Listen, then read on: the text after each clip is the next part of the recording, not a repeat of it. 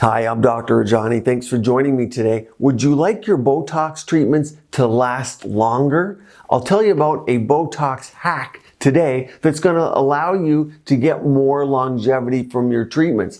A lot of people like the fact that something lasts longer, of course, as long as it looks good. And I'll tell you a little bit about that today.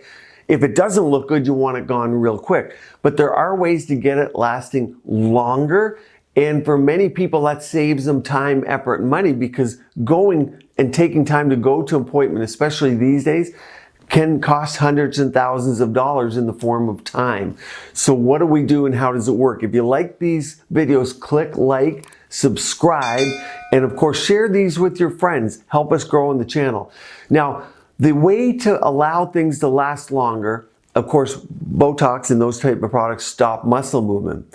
So you want to stop muscle movement in the correct areas. I wouldn't use this method for most people in the forehead because the forehead could droop you. But if we're talking glabella, so the frown, which is often the strongest one, or around the eyes, those are two good areas to use the method of high dose neurotoxin. Does it work? Absolutely, there's a dose response. And a lot of you are going to say, well, why wouldn't we just use higher doses to begin with? These are studied doses. So if you take Botox, it's studied to use 20 units in the glabella. So if we take that as an example, what if you used 40 units?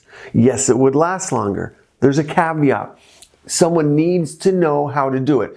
If you get spread of effect, that leads to side effects. So you get unwanted muscles treated, that can lead to drooping.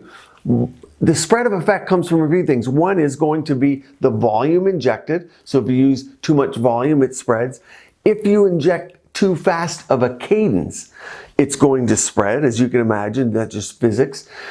So those are two reasons, and dosing is one. So there's the part of what needs to be done is decrease in reconstituted volume, because the neuromodulators available, at least in this country, are reconstituted, or you're going to say diluted. They diluted my toxin. Everyone hates that word, but they are diluted. There are ones that are made that are reconstituted prior. We don't have them available here yet. Some countries have them.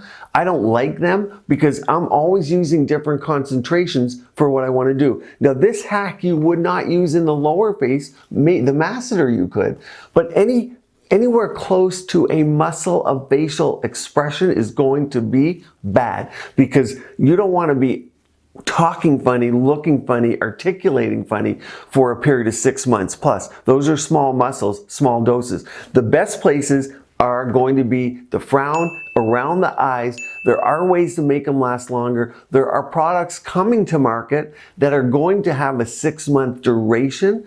But of course, those who've done this a long time play with their dosing, play with their reconstitutions. Remember, if I take you back to early 2000s, in fact, the year 2000, a common reconstitution dose was 2 to 3 times the fluid than what we use today.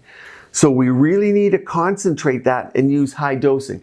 Is it going to cost you more money? Yes. It's in fact double the money, but you're going to get oftentimes double the duration. As you go and you triple and you quadruple the dose, not so much. You're going to see some products come out with this. You're going to see products potentially come out that are pre-reconstituted, which makes it difficult to do those customized treatments.